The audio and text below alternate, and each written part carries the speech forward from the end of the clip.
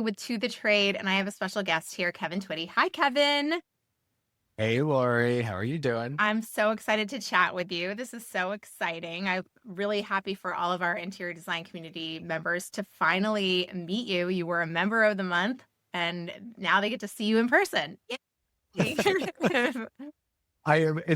gonna have a good time. We're going It's to have a gonna good be time. such a fantastic time. Yeah. So we're going to start way back in the beginning. How did you decide you really wanted to become an interior designer? All right, so it's kind of a long story, but I'll No, shorten it go just a for little it. bit. So, growing up, I grew up in a German immigrant household. My family is from Germany, and my Opa, my grandfather, is actually a mathematician and kind of worked his way up. And so my whole life, it was all about math and science and all of these things. That's the path forward, was kind of what was preached at me. And I am good at math and not so great at science. But I went to college my first semester and I was an accounting major of all things.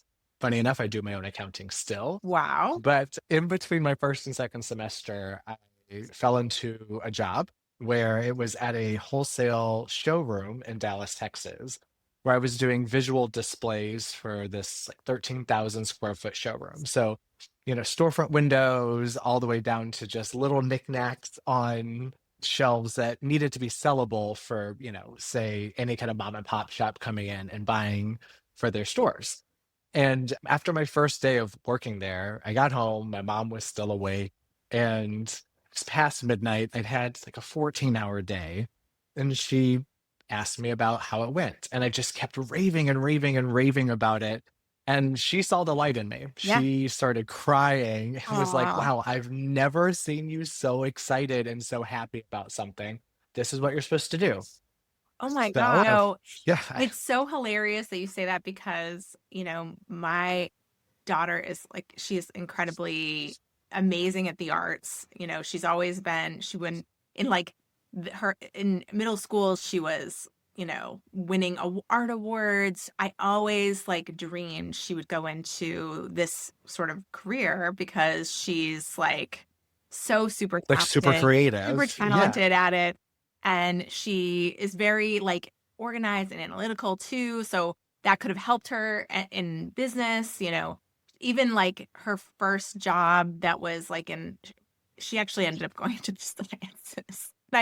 We joke. So we have the We opposite joke. paths. I was like, you really want to be a doctor? Oh, like we're probably Well, the only parents it's, in the world that were like, because my husband's in yeah. the arts too. So we're like, he is a graphic artist and I have been in the art. We've both been in the arts our whole career. So we were like, we're the only parents in the world that were like, you really want to be a doctor? Seriously? We could help you in the arts. You know what I mean? Like, it's just, I think that is hilarious. no.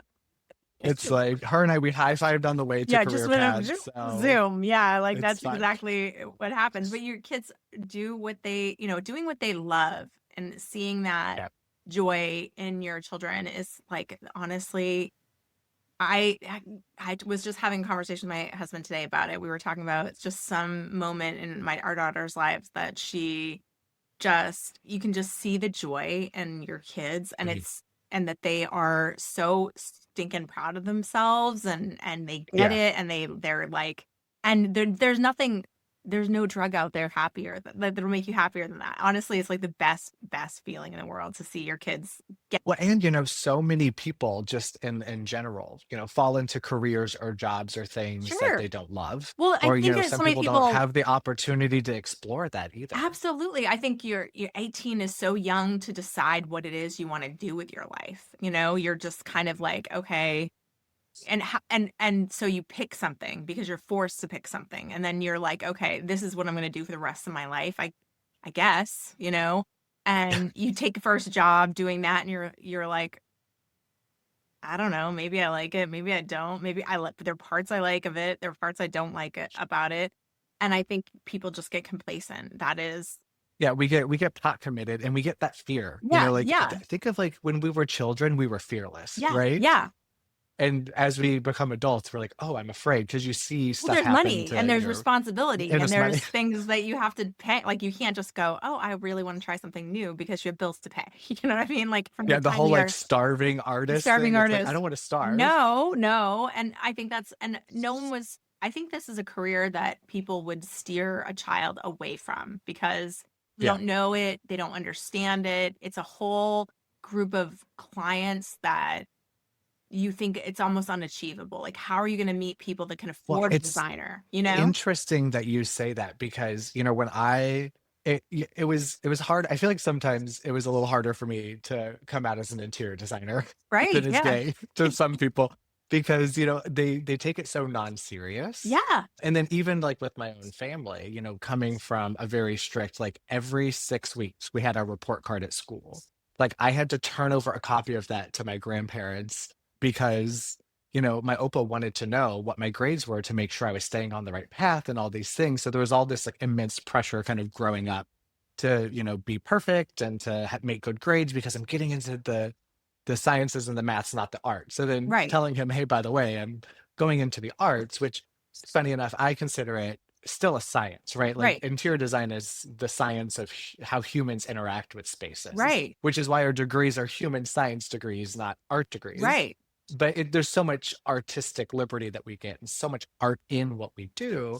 It was interesting, because I remember being told, oh, well, you'll never make a living that way. Right. Oh, I think that that's a lot of people. And honestly, for the designers that come into this industry as a second career designers, and some of them are just killing it in the design industry because they were bank managers or they were Mhm. attorneys or they were, something in business that makes them have the business side of the design business And covered. that's almost more important than the Yeah. design side itself. I Yeah. say, creativity can be kind of taught and sharpened and all these things, but that business acumen is the hardest thing to learn. And I think that's why most creatives do fail, Yes. is because they don't understand that we're not doing this for fun. I mean, we're having We're fun, having but we're doing fun. this We to make a want we living. want to we want to make things beautiful and we want to, and Yeah. that's one of the things that I tell people when I'm talking about what design is, because I mean, I still educate so many people out there in the world what, and in DMs I get, we our following is, obviously very interior designer forward. But we Yeah. actually occasionally will get people who literally write to me and say, I want to be a good client. I'm trying to learn how to be a good client. And I don't, I would love a designer to work with a designer someday. And this is what my goal. And this is, I've even had people write to me and say, how much should I say? We're going to buy a house. I'm married. I want to buy a house and I want to hire a designer. How much should I put away for that? Like, I want to know so I can start Wow. saving Yeah. for that. And, I love people like that. I love the people who are like, are in there thinking that we're just complaining for complain. Like, yes, there are funny Yeah. memes about clients sometimes and the frustrations of the job and the fears of the job and but it's really in good fun and of like connecting the community with those feelings. Yeah. And I think the byproduct is that the clients really do need to hear that this is how you guys all feel. Sometimes like Yeah. that this is not easy to, you know, you're constantly in the middle, you're constantly trying to uh, really almost embody that client and be who they Yeah. are We and are we are interpreters, right? So like interpreters. Yes. we're interpreting, we're trying to read their mind if they don't Yes. tell us things. Yes. So we're trying to interpret that and interpret those like nonverbal cues. And we're trying to interpret what they're saying to the contractor as well. And what the Right. contractor or the trades are saying, we're trying to interpret that and package it in a way that's palatable to them, Right. because there's so much technical behind things that we have to kind of, I always say, like, talk. Sometimes we have to talk to each other like we're kindergartners so we can understand each other, right? Because Absolutely. Absolutely. And to be able to manage emotions during the process and understand, what, designing a house is emotional? very, very emotional. And there's a lot to and then of course there's always the things that are out of your control too, that you can't, that you Oh really, yeah. that you can't anticipate happening, and then you have to deliver the bad news on a daily basis. And I also think like the ego thing of the designer too, like the designer themselves. So you have an ego, and you have to nurture that ego so that you have the confidence to do what it is that you're doing and to have that authority, but it's constantly being beat up because Yeah. Can we it's, can we just like lean into it's okay to have an ego, oh, or like it's absolutely. okay to be like to have narcissism. Like it's okay Yeah. In some to have areas, this in the yeah, right in way. the right way, because it's very important for you. I think a healthy ego is really important for a designer. I mean, Yeah. understanding and empathy is important too, but I think that you need to have some sort of strength within yourself to constantly be, I don't want to say beat up a little bit, because it's like you know, you're delivering bad news on a regular Yeah. basis, and you're that never feel the feedback from that never is wonderful. You know, no one wants to hear It's that. interesting. Yeah, I'm all about managing expectations. Like, sure. so from the very beginning with clients, I tell them, we are in your house. We are a disruption. Yeah. We are causing chaos in your day-to-day Yeah. life. You will get frustrated.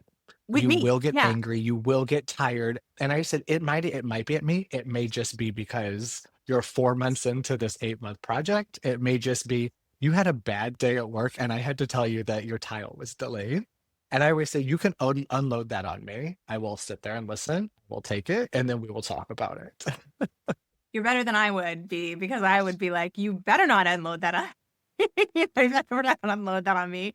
You better hold that in, and you can unload it My on your life, my husband life or is so whatever. drama free though that I love, like, I'm like, just unload it. It's like, just come on. I It's love fine. that. Get I it love that out. for you. I love that journey for you, because I mean, I think there's so many designers out there that would take that so personally and would Yeah. carry that home with them. And you know, that dynamic is so tough. How do you Mhm. feel about now you have a great group of friends in the design community too, and you know, how do you feel that the community of designers has been to you in your journey of becoming a designer? Are they welcoming, or do you feel like there's room for improvement in how designers communicate with one another? What is your feeling about that? That's a very like layered question, Yeah, right? It depends on where you are in your career and, sure. where you are in whatever city you're introducing yourself into. So I started design in Dallas and I worked for a firm. And so it was different because I already had this kind of community that had been created before I was there. And so they were dialed into different networking things and they were dialed into the different networking and organizations and nonprofits. And so the community was there and the firm I worked at was highly respected as well. And so I didn't feel like I had a struggle Right. because, You're instant people almost approval. instant Yeah. instant approval. And so where I actually, interestingly enough, found my struggle is, my husband and I moved to Portland, Oregon about 8 years ago now. And before that, we actually, it's a long story. We quit our lives and traveled for a year and a half out of a backpack overseas. Okay. And so No, I we'll get really to hear about we'll that. table that. We'll table We'll that. segue. Yeah. But then, a year and a half later, we moved to Oregon, and I still had, over a decade worth of clients built up in Texas. And so I was flying back and forth to Texas. Mostly, like 99% of my clients were in the Dallas area still, even after I'd started my business and lived 2,000 miles away in Portland. And so, trying to dial myself into a new community, it was hard, Yeah. Yeah. because it was this weird, like, I'm a designer that's been doing this for 10 years at that point, and I know what I'm doing, and I have discerning clients, and I have big projects, and I can handle all of these things. But then in this new city, I look like this new guy. Yeah. Like, who's this new person Yeah. coming in? Yeah. And what are your credentials and how are you even worthy, or it felt hard, and especially in the Pacific Northwest in general. If you've ever heard of the Seattle freeze, or the Pacific Northwest is really great at like passive aggressiveness and all of this. It's like it's not that. It's more everyone's a close-knit community here. Everyone cares about local, local, local and supporting all of that. And when you're not from the local, it's hard to get into that local scene. Right, right. So it was a little more of a struggle when I moved here. I would say took me about 2.5 to 3 years to really just get a couple toes in the door. And then Oh, it wasn't wow. until about year 5, actually, that it's like, oh, people knew who I was. I was becoming more Right. like respected in this community. But it was a lot of work. I networked the hell out of everything. I do tons of coffees and happy hours and just meetings and getting to know the person, not necessarily saying, hey, give me business, but like, hey, who are you? Let's become friends, because Right. we all know that when you become friends and build trust, then other things will happen. And so it was a long journey. And but there was a great support of designers here that I had found that felt very similar, because there's a lot of the old guard, so to say, like Oh, all the there is. designers who've been doing it for 30 or 40 years in the city, who, you get so busy, you just you become complacent and you Yeah. just stay, you don't go out to events anymore and you don't do this.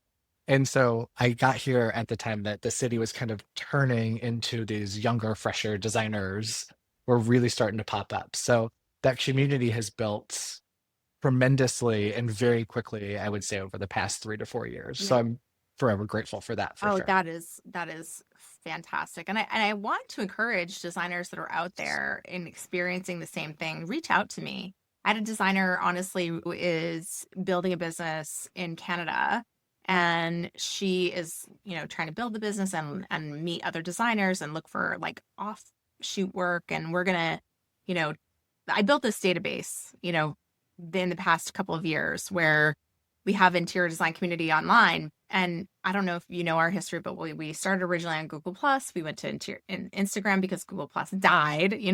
So I was at 100,000 on Google Plus back in the day. And, Wow. then you have to build everything all over again. And we're at over 100,000 now on Instagram. But you're building on borrowed land when you're building in social media. And so owning our own Mhm. website and having traffic and having a good email database and having a good like CRM was really always going to be the goal, because you own it. You're not dependent on Yeah. anyone else. And so we built a CRM the last few years. It was very expensive and very time consuming, but the whole goal was to give that to design. I mean, eventually the goal for interior design community is that you all own it. So, Mhm. but in that, it's a useful tool for all of you. So while we don't ever intend on having like chapters or things like that, I think the ASID and KBA are so great at those kinds of things. We do want to connect designers with one another. Well, it's interesting. It's like I've been a part of a whole bunch of different organizations Sure. over my career, and the most connection I've gotten is through the interior design community, right? It's through your platform. Yeah. And it's, like even like the networking thing that we did at KBiz. Yeah. I still talk to so many of those people on a I love day-to-day it. basis. Or like I had a project in another city, in another state. And so I reached out to one of the designers saying, hey, who do you use for your receiving? Yeah. Who do you trust for this? Who do you And it was such a welcoming, because you already create this welcoming Well, that's the vibe environment we that, want. So yeah, and it's like, yes, we're all designers and potentially we could be competing for business, but at the end of the day, there's enough business out there, and if it's the right fit for you and for the client, that's going to that's be the what's going best to be. marriage Yeah. anyway. Yeah. So when I reach out to a designer, another designer in another city, because I have a project there, it never feels like I'm stepping on their toes. It always feels like they're wanting to help because of Yeah. this Yeah. space that you have created Well, for I us all. hope that that's what's going on, because I mean, we really want our designers to recognize. I think that's who we attract to, because we attract the type of designer that wants to communicate with one another. We first started, I think that we didn't really know, you know, I came from a different industry too. So I mean, like I was a newbie when I started an interior design community, frankly. I was I came from the art world, and I was very into web marketing and SEO. I was building a website. So I was like very buried in like how social media works, how websites work, how we get traffic, happen. And I knew that that was information designers needed too. So I was started sharing Yeah. information and like, this is how you do this. This is how you build a link back. This is what this is happening. This is how this is happening. Like I was the first person was like, how's this not great? This is why. You know what I mean? Like, You know, it's wild. Once you understand some of those things, it really frustrates you when it doesn't happen. Does it yeah. ever frustrate Oh my you? gosh. So Yeah. like even like if I've been, websites will reach out to me, like, hey, we're gonna publish your work and yada yada. And I'm like, please put a link back. Yeah. Google loves that, or like Yeah. SEOs love that. Yeah. And I mean, I've actually had some people tell me, oh, well, we don't do that. And Oh, it's like, tough. then don't use my stuff, Yeah. because it's like, this is serving you, but we're supposed to be helping each other out. I know. It's so, Because like if you crazy. publish me and you put a link to my website or to my Instagram or to whatever, I'm gonna be sharing it. I'm Yeah. gonna be bringing business like traffic to you as well. Obviously. So it's interesting we link when it's everybody. one way. Yeah, we link Yeah. everybody, and and we hope people link us. You know what I mean? Like, but it's should be like everything else. It's a reciprocal relationship. Hello, like we're Yeah. in here. Hello. It's Yeah. social media. It's supposed to be social. Like, So yeah, you're not supposed to be mean this media. isn't like this isn't a TED talk. I'm not here to just listen. I want to interact. Exactly. So we I think I didn't know that was what was happening. And so being naive, I was just like, this is how you do this. And people were like, this is crazy. This girl is giving free information. And I remember people being like very way back in the day suspicious about it. It's like, what does she really want? Well, I think I knew about y'all for a while, and I was super suspicious for the longest time, I- and then I feel like there's like the maybe okay, I'm really excited because I love like Yeah. So I bet how it starts is like, who is this? Yeah. It's the curiosity phase, Yeah. right? And then it's the okay, well, I'll just observe phase. Yeah. Like kind of like you're in the Serengeti or something, like watching the herds. And then it's like, okay, now I'm going to participate. And then you're like, wow, I'm pot committed. This is great. Yeah, this is so freaking great. I think that's a little bit.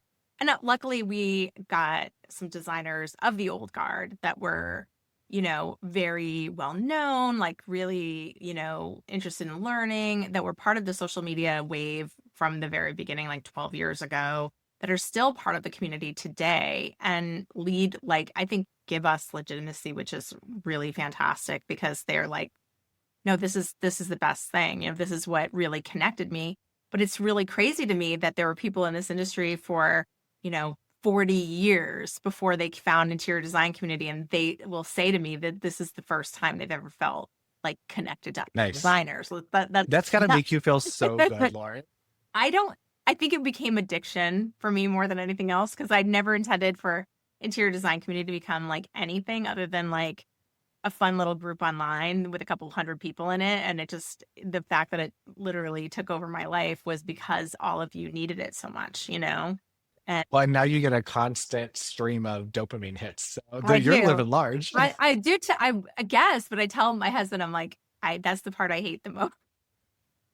Because I'm like, I'm one of those people who is not super comfortable with like compliments and, and praise. And so, getting that on a regular basis, like, you're so amazing, you're so bad. I'm just like, oh, gross, stop.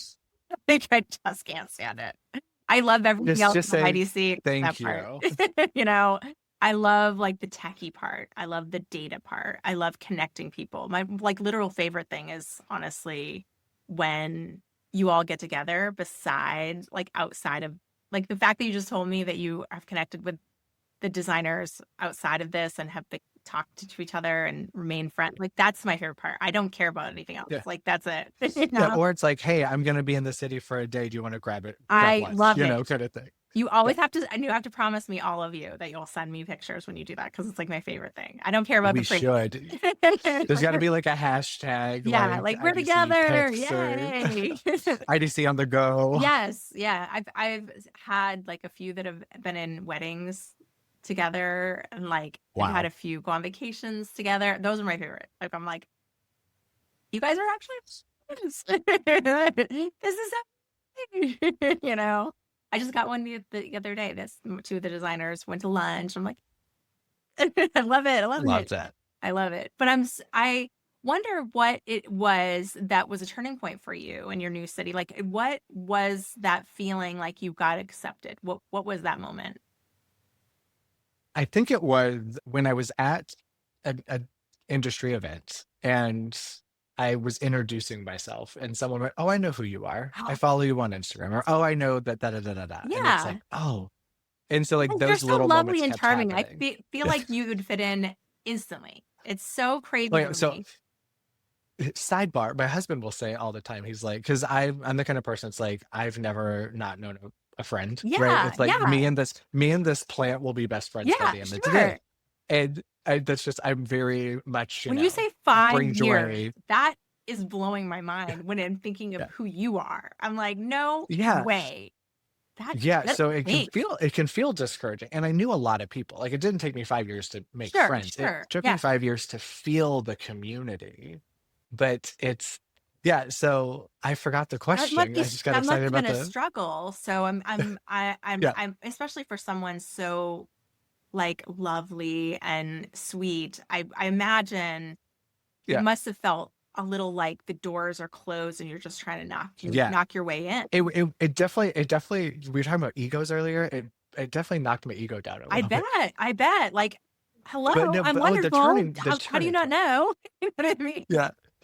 But the turning point, other turning point moments were when developers and builders started to reach out to me as Oh, well. yeah, yeah. Because I do a lot of new New construction, construction, yeah. full home remodels. I do a lot of furniture packages as well. And, when other like developers that are known in the community reached out to me saying, "Hey, I'd love to also get to know you." That felt nice. Wonderful. Because I was, I did reaching out, but it's interesting. I'm not someone who is great at reaching out to like cold call, so to say. Like, "Hey, who do you use for your design? And, what are your pain points? How can I be of service for like maybe future projects?" I don't do that stuff. Like that is not my forte. My forte is in person, like face to face. Right. And so when I'm face to face, I love it. And what also helped, what also took a while to build that community here was right when I started building that community is January of 2020. We all know what was happening, right? Yeah. Or what was coming down the pipeline. And so that also, it hurt a lot of the industry Yeah, in a yeah. various ways. And the Yes. social aspect was a huge way also. Right, And so that's why it took me a little longer than I had right. hoped.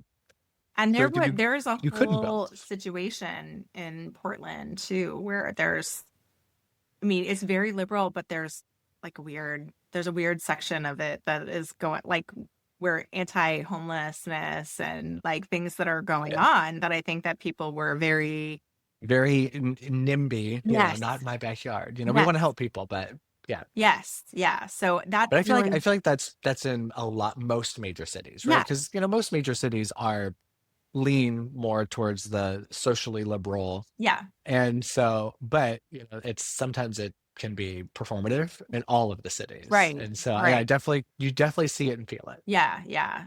It's curious to me that now I know that there are some lake communities around there, like designers I know that have had successful businesses there, done like lake community properties and really expanded out. Have you expanded out at all beyond Yeah, the so city? it's interesting. So Portland itself is already a hard space to get into as a Sure. designer. Yeah. And then you go to like Lake Oswego is a big Yes. community Right. it's around it. They are their own microcosm of this. So it's like it is even harder to bust into that. So I've had a couple of projects there, but they're usually from people coming from out of town. Right.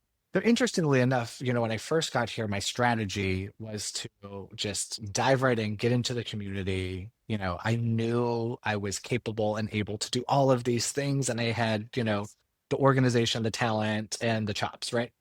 And then about that 2 year in mark, I completely shifted my entire strategy being in a new city, and I shifted to other new people coming into the city Ah.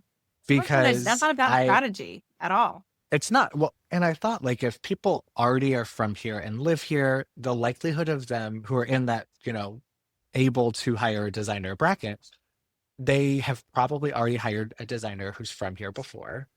hopefully they've had a great experience and they're going to go back to that designer. Sure, sure. So I thought, well, if someone's moving from California, you can't say that word sometimes, but if someone's moving from California or we have a lot of people from Texas who move here, a lot of people from, Chicago or New York, when someone from out of town is moving here, what do? Right. They go to their search bar and they search interior designers in Portland. Yes.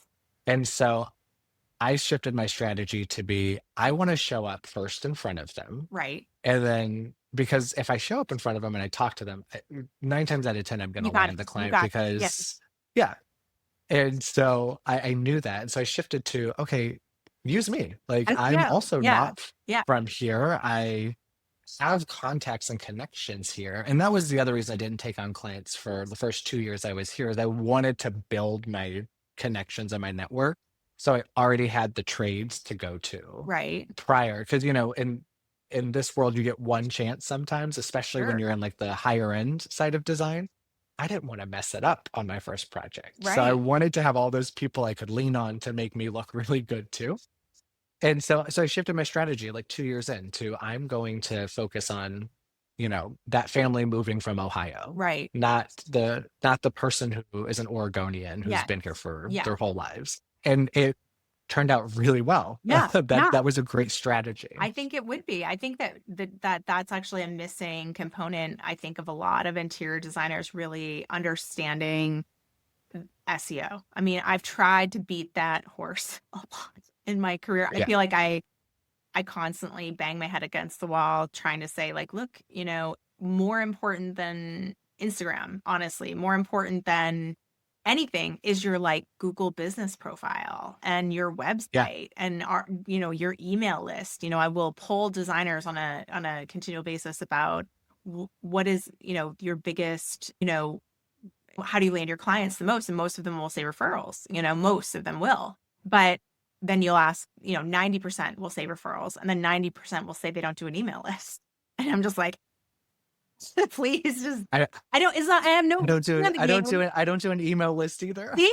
I know. It drives me so bananas. And I get why you don't want to, but I'm like, once a month. It doesn't honestly have to be an every week thing or a spammy thing or whatever. But I mean, like, once a month, you can put together an email. There are like I am a firm believer in that it works. It works. I get it. It works. But it's, the whole going out and, saying, oh, I want business. Like, that's so uncomfortable for a lot of people. So I don't think you should do that. And I don't. No, and I wouldn't. I don't think that any designer should do, I want business. I think what they should think about is like what, your clients, you can think of the top of your head, like what they love. And what's around, what's going on in your area, and that should be what the email is. It's not about selling them. What's interesting is that you might be converting me here, Lori, I know. Because when kind of going back to when my husband and I were backpacking for a year and a half, I actually, I didn't have like a non-compete with my previous firm because I refused to sign it. Yeah. But I was their top designer. So I definitely played into that. Yeah. I played into the mentality, just like, fire me then. No, but I actually don't believe in non-competes. Like my junior designer, I didn't make her sign one. Yeah. It's like, if my clients come to you afterwards, they're not enforceable wrong anymore by law. So exactly. And I don't even have a non-compete for my trades because I'm like, if that's me actively potentially taking business from that tile that I like as well. So I find that morally wrong for myself to do. And so, but anyway, so I had all of my clients that I had built up over a decade, all their emails. I compiled like an email list. And while we were gone, every like 3 months, we would just send out here's what we've been doing. So it's like, the last 3 months, we've been to these 5 countries and we've did this thing and yada, yada. And that was it. Yeah. It was just like, here's what we're doing. And then about 2 or 3 months before we came back to the States, it was, a play on the Eddie Murphy movie, Coming to America. Yeah, I love it. And it was saying like, we're making our way back and we booked a transatlantic cruise on this day and we'll be back in Boston on this day kind of thing. And so we just kept them informed. And I kid you not, 72 hours after we landed in the United States, after being gone for almost a year and a half, I had 3 clients reach out to me. Oh, I bet. I bet. Yeah. They were just like, hey, we see you're back. And one of them said, I've been waiting for you until you got back, and handed me a $250,000 project. Love it. Like day 3, I was Yeah. back. So yes, keeping people informed works. That's all you have to do is like, here's Yeah. what's going on in my world, or here's something I thought was interesting for you. Here's a cute TikTok. Here's I'm playlist I I'm just gonna made. add this to You know what I mean? Camille's to-do list. Just fun, Like, Camille, fun can you do this? things like that, I feel like designers miss the idea that like, and you are very technical people and you're very, you're artists, but people do view you as the person that they know that has a certain sense of style and a certain sense of like living. And I think playing into that a little bit, like, here's a cool playlist and here's a market I found that I think is really cute. And here's a vacation, like a little Airbnb that is so adorable that we stayed in and that is driving distance from where you live. These are things that are useful, that I think that your Yeah. community of people would love to know that you experience in your life. And this is how you go to the beach. And this is how the restaurants you think are really fantastic. And, Honestly, I think after this podcast, I'm adding to our to-do list. We have a Yeah. shared to-do list. yeah. That like, hey, let's add this to like your weekly thing. Yeah, to, just or, once, you even know. honestly, I'd be happy if it's once a month. Honestly, like it keeps Yeah. people like, oh, okay, and then when it doesn't have to be, I think that's where the disconnect is. It doesn't have to be like, we're open to projects and we are Yeah. looking Yeah. here, we have a special on color analysis. And it's like, Oh, gross. honestly, I hate specials. I hate when I do people are like, too. and I have been victim of this myself. Like when I first started, I'm like, oh, this is what people do. Like I'm gonna Because do you like get them from 25% off stores, custom right? draperies. Yeah. And I'm like, yeah. Yeah. No, they're correct. And I did it once and it felt weird And and cringy not and doing it. awful. And it doesn't have to be that. It could be literally like, this is a playlist that I think is really fun. And I think you might like it. You know that you're kind of tapping into that younger generation vibe right now, Lori. I love it. I know. I'm cool. Are you Gen Z? Are you like No, I have children that are Gen Z. But it's like that's the junior designer in my And they office. think I'm She lame. is like that. So Yeah, I she's definitely, like that Gen Z. but Like I actually, custom I'm Gen Z on social millennial. media all the time. So I definitely know what becomes popular. You know what I mean? Fast. Yeah. I'm always like, oh, this song is going to be really hot. Or, I'm always Okay, this so do breeze. you ever having Gen Z kids though? Do you ever feel? Do they say things that just like feel like a knife to your Oh, yeah. age back? You're like, Oh, oh, yeah. how dare you? Oh, yeah. that?" The worst, well, so the best and worst were when my daughter was younger, her teachers would tell me, multiple teachers told me that they would check her tags because she had the coolest clothes. And I was like, I am so cool. It was like the best compliment anyone ever gave me, honestly. I was like, I do dress her. I love fashion. So I like go through and find really cool, unique pieces. And my daughter simultaneously, probably like a few years later, said, I was telling her about something that I thought was really cool. And she goes, just so you know, my friends don't think that what you think is cool. And I was like, oh. Right, so it still hurts. It literally still hurts. I'm like, I'm still offended by it. And we're swapping trauma stories here. So the biggest travesty that happened in my office was I was sitting there and it was one of those like a stressful email had just happened and like something was going wrong in a project and the world was spinning around me and it's like, you know what? I just need to listen to like an emotional woman rock star singing and I just need to sing my heart out. And I put on You Oughta Know. Right. And Camille said, who is that? And I fell out of my chair dramatically. I legit just dramatically fell out of my chair. And I'm like, how do you not know who this is? And so she like gets out her little phone and like to do the, listen to the song and tell me what it is. And she went, it's Alanis Morissette. I fell again. I And know. I'm like, it's Alanis Morissette. And I was like, how do you not know who Alanis Morissette is? And she went, what year did it come out? And I said, and she's like, I was 2. And I'm like, oh Oh, my that's why. gosh. And you're like, no, oh, your parents still, Still your parents still to kind of this screwed day. you. So just Yeah. FYI, my kids know who Alanis Morissette is. So, um, Yeah. but it's a heartbreaker when they don't think you're cool. Although I Yeah. introduced them to songs like when Messy came out, I was like, this song is so cool, and like they hadn't heard it yet, and so I was like, it's Lola Young is really cool. I really like her. Yeah. Just wait. She's going to be a She's rock gonna star. be She's the so next Amy cool. Winehouse. Exactly. And they're like, wait a minute, she is cool. And then like 2 days No, later, no, they're they like, follow up with who's Amy Winehouse? yeah, who's Amy Winehouse? And so it's that's those are the kind of hurts that you don't forget. Is you're like, you're rude, you're rude, you're rude.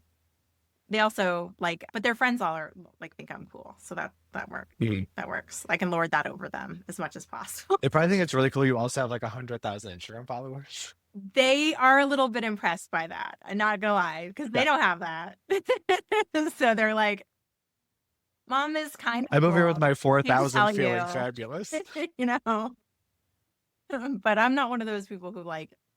I am not in any way doing this for me, like so because weirdly it was like really for the designers, and so and I also think it's kind of I have a little I don't know I don't even know I feel nervous about saying this, but I have a little like You can cut it out later. accusation about interior designers that I think is kind of like funny. I love designers and I really support all of you. But there's a section of designers who kind of believe their own press that I'm like, okay, sit down. You know what I mean? Like, all right.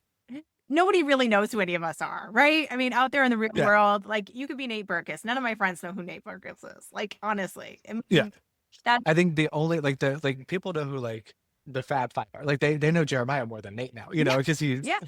Exactly. And so I'm like, that's a little bit, I think that's kind of not translating out there in the real world. Mhm. Like the design industry, we kind of believe in this celebrity. And I get it. I mean, I think it's part of the ego thing. And we really need designers Mhm. need to have a strong ego. And I fully support that. But I also think that, if you get to a point where you're at all unkind to others, you're like, oh, who are you? And like, I don't support that. I'm like, Oh, I I don't love will that nip thing. that.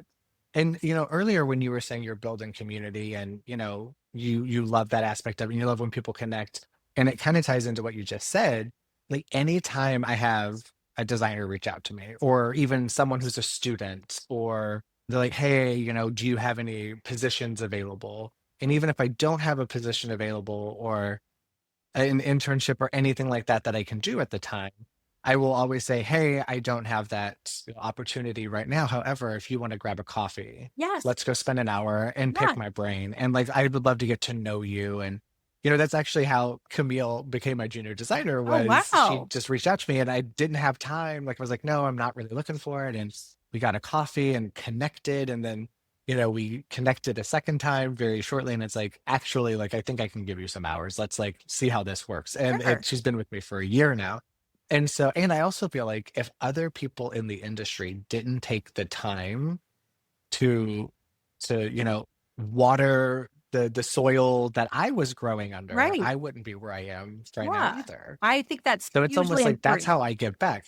Yeah. That is hugely I love that you said that because I think there's so many people who get those messages and are like, I can't believe they even dared to do that. And why are they like, why would you're picking my brain. Why would I do that to help someone else be competition to me down the road? You know what I mean? Things like that. That mental That's such a block. like glass half empty I kind of know the mentality. I'm like scarcity glass half mindset, full, right? like, Like yeah. Absolutely. And I will meet groups of students on a regular basis. We have students that message me and they'll ask me which schools to go to and what they should do after there's, to find a job and how to manage careers and what their first job should look like. And I will tell them, I'll even, I have a strong position on this where I'm like, go work at Home Depot in a kitchen center before you go work at like Mhm. Pottery Barn because you're going to get more like Yeah. experience with I drawing. there is Anything that you can get experience with like space linen, yeah. that's what you should do. Like, So I actually like didn't start off in this industry by having this incredibly successful design firm, right? Right, Like I did right, not start this. I graduated during the 0809 crisis. right. Like I did not have a job right after school. The first, I think, year or year and a half after school, I worked part-time at that showroom Yes, because I worked all through college at this showroom. And then they said, we can't offer you a full-time position, but we can offer you part-time. So I worked part-time there. I worked at Z Gallery, yep, if you know what Z yeah, Gallery yeah, is. And so I worked part-time at Z Gallery. And then I also worked part-time bartending. Okay. right, So yeah, customer interaction, bartending, customer interaction, and learning how to sell Z yes, Gallery. yeah, And then also the showroom, I would work the show. So I learned how to sell and interact with a whole bunch of different people. right, So it's all those skills that you learn right. that then help you grow into Who you are, and that's who you so are, who you huge. can be. Yeah, Yeah. I mean, I will. When I first the career I had before this industry was in the arts, and that job, well, it was in printmaking, fine art and printmaking, and I mentored with like the people, the person who founded that industry, like fine art, Giclée industry, like Wow. he was part of the crew that invented the term. Like they were like they started this whole movement of fine art printmaking, and learned a ton. But when I first started there, I was a temp. Like I was a temp when I like my There you very go. first day. I was out of college. I was a temp there, and then they liked me, so they hired me, and then literally moved up from like receptionist all the way to being a salesperson. And And did you have people along the way oh, who was watering oh, your soil as absolutely, well to help? yeah. Yeah. And I was weeding some out too. Watering and You have weeding. to do that. You have to. Nope, not you. But you, Yeah. yes. Well, and it's important to for us, as now the waterers Yeah, to yeah, do that. yeah, And it's also important for us to, be realistic to people yeah. and set those expectations to what could be realistic more in the beginning Oh, because, absolutely. kind of I tying don't it lie into to the people when celebrity. I have so many No. designers that, you have to imagine the world is a big place. And so I have designers that reach out to me from every corner of the world. And I'm realistic with them if they're in a market that I know is troublesome. You know what I mean? Like Mhm. you're in an uphill battle if you're in somewhere in South Dakota trying to be a Yeah. luxury interior designer. There's just not a lot of projects there, Yeah. So location is part of success in this industry. And that's just Yeah. Well, fact. and like also what you said is, there's this kind of like celebrityization of the interior designers. Like we're all gonna be on TV and we're all gonna have the highest end clients and get to do all this stuff. And Well, there's a myth that that's even something sometimes, that's worth anything. That's the other part of it is yeah, like HGTV is not well known for being the highest paying job out there. I hate to tell you. right. You And know? so yeah, so people like kind of like fantasize what it can be. Right. And it's our job to say there's more than just that. Oh, Right. absolutely. So Yeah. when I talk to some students, it's like you don't have to actually be an interior designer. No, You can be a sales rep. You can be a flooring designer. You can just do kitchen design at Home Depot. you can do Like I'm part of landscape. this. Yeah, there's Yeah, you all can do sorts. landscape. Yeah. I can't do landscape. I always say I know how to make it look pretty. I don't know if it's going to live. But I'm part of this contractors corner. Like we meet once a month at 7 a.m. In deep east, Portland, which is like 30 minutes from my house. But it's all of these different types of people. And in that group, there is a Home Depot kitchen designer. Yeah. There is a tile setter. There's all these different people. And even like the person who works for the stone company who goes out and sells the natural stone or is the connector between us and the fabricators. So Right. there's so much in our industry more than just what you see on Oh, and HGTV or respected on those too. design shows. Like I just went to an event. Actually, she was at our dinner. Do you remember Denise Buchko? She was at our dinner. Yes. So she is the NKP president in Chicago, and she asked me to come Chicago, speak yes. there. So I did. And she works for the NKBA president, and she's amazing, by the way. Love, love, love her. There isn't anyone that is a better connector in that area. Lovely. Everybody adores her. And she works for a stone fabricator. So and you can build a magnificent career, well respected. I've Mhm. known Denise for years and years and years. Like she's been a respected person in this industry as long as I've known her. She knows everybody. And, she was in cabinetry. Now she's in, closets and cabinetry and that kind of thing. And now she's in stone. And, that still has a huge role, in the associations and, that you don't have to be a kitchen designer to be a president of, a major metropolitan areas NKBA chapter or ASID Yeah. chapter or be involved with interior design community or whatever that might be. You can find roles for yourself and build authority for yourself in anywhere that you are in the world, really. Yeah. And that's, I think, part of the success that you're saying that you built for yourself and that I think is true for most designers is you have to get rid of the idea that you can't just take it. You just can grab it. You can just build it for yourself and you don't need to ask permission to build this for yourself. And I think that's what you did was I'm coming to this new area. I don't know anyone, being friendly wasn't like immediately building that connection for you. And so you decided you've still figured out the way to build authority for yourself. And you did that through SEO. You did that through coming up in search for designers and finding the newbies that were just like you that were coming to the area. That is brilliant because a lot of people would have given up. First year it didn't work. A lot of people would have said that is when, oh, this is just hitting me too much. I was already successful in Dallas. This is a blow to my ego I can't take. I'm going to have to do something different. This isn't working. You didn't accept no for the answer. You just kept going. You worked probably very hard on keeping the clients in Dallas happy and across the country and flying planes and making yourself a living while you pursued this. And I think that's really remarkable, Kevin. Like, I think that's what people need to do is you are going to face, because we're all going into this really tricky time right now, right? I mean, Yes. We're going into a really we're going into a really tricky time. We're going into, the T word, the tariff word. Yes. And the T word, the tricky word. Like we're going into like times that feel I was interviewed by Business at Home and I was telling them that like this kind of feels like in 2021 when, the Suez Canal was blocked up and there were hundreds and hundreds of ships off the, LA coast who couldn't dock. And like all of these like lead times are getting longer and people are pushing shipments out because they're hoping the tariffs are gone by the time they have to pay them when it gets here. And so there's just a lot of rockiness. And then in addition to that, stock markets are getting wrecked day or up, and it's such a roller coaster that I've even had a couple of projects where they say, hey, we're going to put a pause right now. We hope it's a temporary pause because, we were in the bidding phase. We were about to get started. And they're like, well, overnight our portfolio tumbled, Yeah. And that's happening to a lot of designers. Oh, absolutely. If not every designer, whether they realize it or not, Yeah.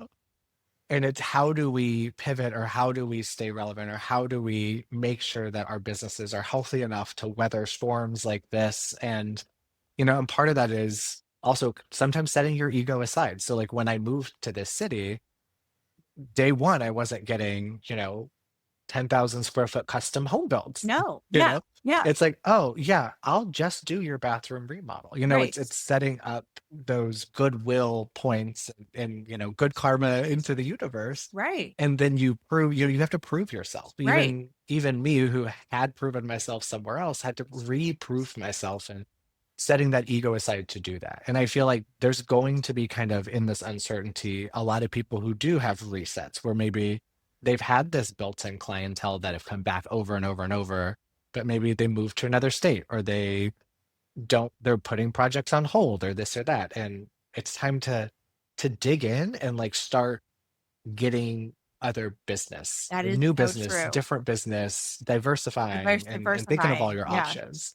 I actually have an opportunity that we're going to be sending out an email soon. I work with a company that I think you've met them too, because you met Owen and at KBiz, he runs all mine. And they originally started with builders. So they turned model homes into shoppable showrooms and they supplied furniture to those model homes to these builders across the country. And he works with like the top 5 builders in the country, plus lots of smaller builders. And he's got a few builders that have not high profit projects, I don't think, but projects that like for full model home builds, you know? So, and there's a number of cities like this, they're big, big builders that have like across the country projects. And so we're fortunate enough to have been partnering with them for now 3 years, 2, 3 years.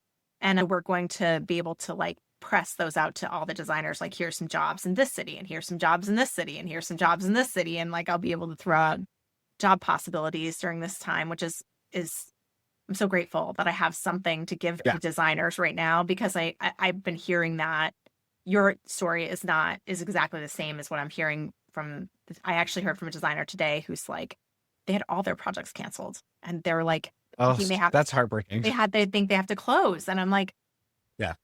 I get it. Like, I mean, these are times when, if you're relying on yourself for your income, and there are some designers that aren't. Like, I mean, let's be real about it. There are some designers that their significant other is really paying a portion of their bills, but there's a lot of designers, they're the Mhm. sole breadwinner too in their house. Yeah. So it's a Well, tricky, that's how tricky my time. husband and I operate. Like if, anything could happen, like he Right. could die tomorrow. I've got to be okay. So Right. this isn't just a hobby, but some people have, it is kind of like more of a hobby. And I think that's a whole different podcast, I Right. think. Right. Um, Right. But but having a list, just having a living. And, I would say, not that I'm anyone to give advice, but to give advice to people who are struggling. It's, we touched on the diversifying, which is really important. And I think, even though these, two of my projects are like, hey, let's put a pause on it, I'm not stressed and worried because I am so diversified, right? right. I don't just do big remodels. I don't just do new construction. I don't just do kitchens. I don't just do commercial. I do it all. And Right. so like if my commercial design clients kind of start to do this, well, then these clients start to, perk up over here and vice versa. So Right. where I'm saying a huge like growth in my own personal business is on my commercial side. I do multifamily living Right. and do all like the amenity spaces. And, as the price of houses have gone up, people can't afford to buy, so they rent. And so that sector of the commercial industry has exploded, which has been Yes. great for me because I also do that. Right. And so while two projects that are residential might say, hey, let's put a pause, all these other things are still taken off. So Right. it's really important to kind of diversify yourself. I mean, if you feel comfortable, not everyone Yes. feels Yeah. comfortable. Yeah. Yeah. I know a lot of designers who don't do furniture, Right. which is baffling to me. Right. It's like Oh, I you know. should do furniture and you should do kitchens. Obviously, Like, why you know, won't you do and that's another thing. I mean, I'm not it? shouting out all night for that reason, but like honestly, go to them because you'll Yeah. make a profit. I just talked to someone yesterday who was very upset that the designers, her client went to Pottery Barn and got her same discount. I'm like, why are you shopping at Pottery Barn? Like, don't do that. Yeah. Here's a resource where you can make money. Don't Yeah. shop there. I mean, they're gonna do that, of And there's course. so many resources out there now that Yeah. if you don't have the buying power to open up An all of your account. own Yeah. direct Yeah. accounts, because not every like if you're just getting into furniture, like Right. I've been doing furniture for almost 20 years, so it's like I have direct accounts, Yeah. I have the buying power and all this, but not everyone does. No. But there's other in like services out there Yes. that almost create like a collective. So now you have Yes. buying, you're still not getting the best price because that company is taking a little bit for their profit, but it makes you so much more competitive Right. than just going to Pottery Barn or Right. going to any of the big box stores that don't necessarily they have designer programs, but they don't have that Yeah. same relationship with the design community that makes it feel like we're supporting each other, Right. Right. and so there's Absolutely. other things out there, and I I'm love sure that you I'm sure said you're that. It's familiar so with true. a I lot. know I know collectives that I trust. We just had Heather on from the Designer Collective, but I wouldn't put people over. And I know, it's shooting myself in the foot with sponsored dollars, but I wouldn't put myself. I would tell no designer to go to Wayfair or Yeah, Pottery Barn. Come on, like, you're not making any money. And yeah, you're not serving yourself in building a relationship with those brands. Those brands will never have heard of you. One of the reasons I liked yeah, mine from the very beginning was that he made those relationships. Why I was excited about it was he makes those relationships transparent. So he was telling me, like, our original agreement was like, okay, if a designer comes in and they're brand new, they're starting out, they get an account with him, they start to do really good business with Curry, and then they want their own account with Curry, Curry will know who they are and how much they've spent. Like, it'll be Yeah. transparent. Like, that's never going to happen with Pottery Barn, Wayfair, or anybody. Like, that's No. not going to happen. And I always say, like, those big box stores and Wayfair and all those places, like, there is a place There is. for those, Yeah. but Last don't minute. let that be Yeah. your only place. So Well, it's like I yeah.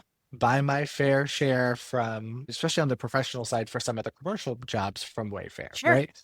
I buy my, if I have a client come to me and they're like, I love this chair from RH or from wherever it could be from, and they're dead set on getting that, I will help facilitate that Right. as well. Right. But then it's our job as designers to say, because hopefully we've built that trust and it's in our contracts, that if I'm procuring it, there's time, there's effort, there's things that go into it. I'm Liability, putting all of it. all the liability, I'm putting my markup on top of that, Yeah. and we have to feel confident as designers to say, you're paying for a service. Right. That is part of the service. So while I don't love to shop retail, in those moments that I do, I've already had that Right. discussion with my clients. Right. And, again, probably another podcast on like how people get shopped and this and that. It's, Oh, yeah. I say from day one, it's like every single thing I show you, every single thing I show you, if you do enough digging and research, you may be able to find it a little cheaper somewhere, Right. right? Right. But potentially, not all the time, but potentially, if you put enough time and effort into things, you might be able to save yourself a couple $100s. But how much time is it taking you to get there? And how is that degrading our respect for one another? Right. And just having that open conversation on like day one with clients, I will say I have been shopped maybe once in 20 years. Right. It's like people hear that and they're like, you're lying. It's like, no, like I've had clients come to me saying, hey, I found this rug from XYZ that you're showing me. It's $150 cheaper online. And I just explained to them, this online is just doing direct to consumer. They don't have overhead. They don't have someone to pay. They don't have the same business insurance and an office and a this and a that. And they don't have this personal relationship with you. And so if it's worth you saving $150 on this rug, by all means, please go for it. Right. But I would hope that you would respect me enough to let that $150 profit or whatever go to paying my bills and to being able to provide these services to you. And I just have an honest conversation with Yeah. them. And that's why they don't shop me.